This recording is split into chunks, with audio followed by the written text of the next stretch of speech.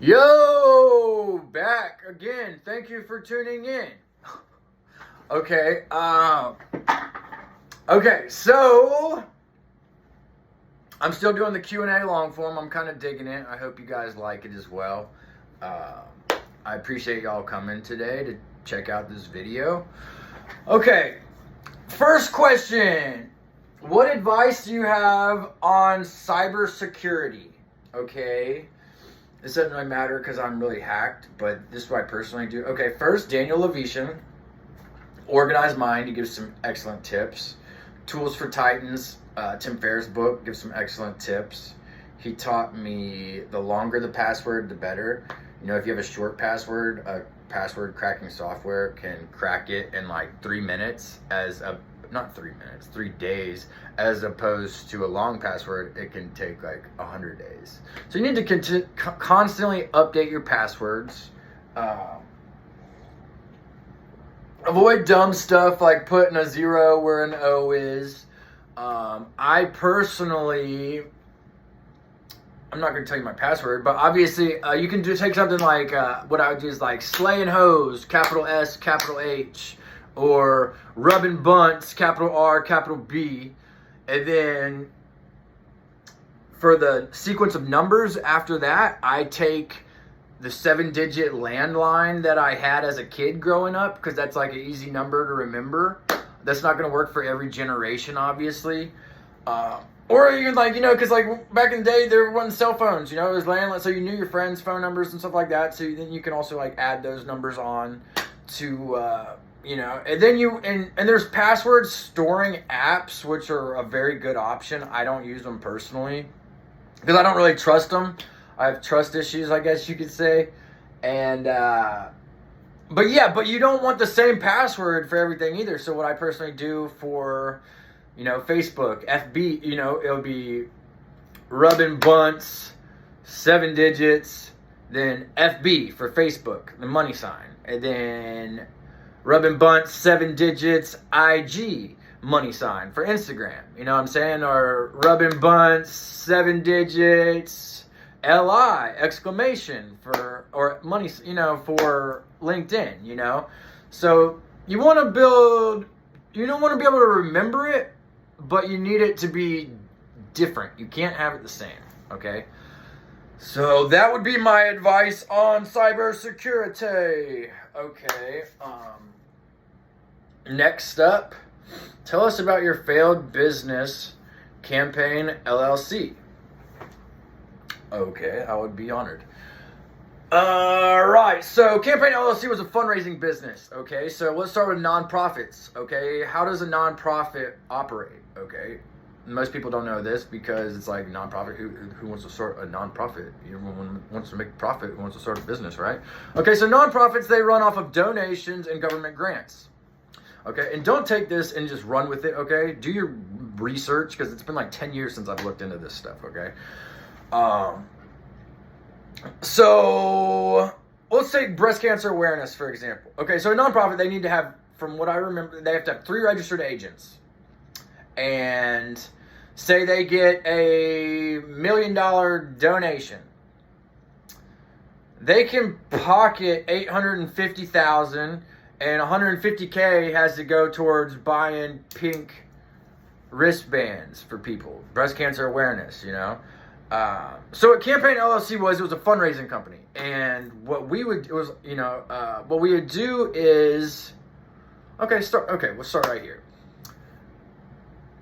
Register an LLC with your state, go open a bank account, it should be like $170, $200, something like that, and you're in business. Then write up a contract, go to a nonprofit, sign it. Say, we're going to raise money for you. 50% of everything that we raise, every Friday you write us a check for 50% of all the money we give you. Okay, then you can hire 1099 reps, you know, do whatever you want to do.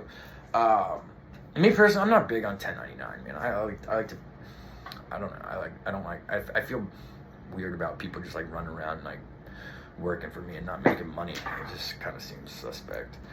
Okay, so, but yeah, so what I was doing basically is, got a get a contract signed with a nonprofit, And what I would personally do is like whenever this nonprofit would have events and stuff, anybody like I was targeting like businesses, so I could offer them like a sponsor deal. It's like, okay, you write us a check to this nonprofit organization. I give the nonprofit organization, and then out of my commission, I'm gonna purchase signs to put up for you guys at their events. So, yeah, like I said, do your research. Don't just run with this and start. I mean, you can, but do your research. Because the tax laws are kind of weird. What's something that you wish you would have done in the past, or advice you can give to entrepreneurs who are starting their own business that can help them succeed? Go to events in your industry, okay? That's where I messed up in the past. I spent so much time on LinkedIn, so much time hitting the phones, as opposed to establishing and building good relationships. I used to always try to make enemies with everybody, but it's so hard to make money whenever you do something like that. So don't do that. And go to events, meet people in your industry, and stay in touch with them. Build relationships with them. Find people that are sharp and, hang out with them and get to know them, and you'll start making money together and you'll love each other. Okay. How do you manage work? But yeah, events. Don't forget, especially and I know that's really tricky for bootstraps, but that needs to be at the top of your, that needs to be one of the first things you do. I'm completely honest. All right. So next up, how do you manage your work-life balance? I don't do it very well. My heel hurts really bad from running, so I can't go to the gym, can't play tennis, can't play golf. I'm in Pensacola. I don't really know anybody here. It's hard for me to get around right now. And I don't drink, I don't smoke, or, so it's it's tricky, I guess. I really need to double down on that, thinking about it. I need to meet some people, yeah. And my phone's kind of messed up, so it's kind of hard to reach out to people. So I don't know. I'll look into that. I guess that's something I need to work on. But I also listen to some EDM music occasionally, break from my podcasts and stuff. All right, next question will be advice to entrepreneurs who are interested in a startup, tech startup, okay? I would say identify a problem in the world and find a way to fix it, That, and also read science fiction, because all the best tech entrepreneurs pull their ideas from science fiction books. Me personally, I'm not big on fantasy and sci-fi. I like more traditional fiction like Kevin Kwan. I read his book Sex and Vanity, freaking loved it. I read it cover to cover. And my good idea for that, so read fiction, you get great business ideas from reading fiction. I would like to start a puppy yoga. I think that would be pretty awesome. Maybe not in Pensacola, but I'm sure in a cooler place, it would be very successful. Okay, next, a book that you would recommend that changed your life. I will go with Peter Thiel, 0 to 1. He taught me to collaborate, don't compete, and I think that's some of the best advice I've ever gotten. And also, it's not just that. It's a top talent book. It's an awesome book. I highly recommend everyone buying a copy of it. And one last question. When using ChatGPT or Bard to write articles, do you have any advice? I don't personally use ChatGPT or Bard to write blog posts or articles. I don't mean to sound arrogant, but I think I'm a pretty good writer, so I just write it myself. I think that will benefit me very much long term, because the more original, the better results you're gonna get long term. If it's all AI generated, it's just not gonna not going to scale the way you would like it to, in my personal opinion.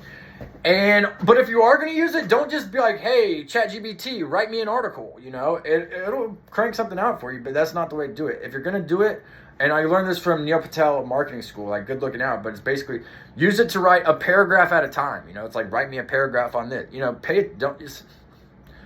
at least work with it. You know, don't just say, you know, do it, you know, like, take the time, you know.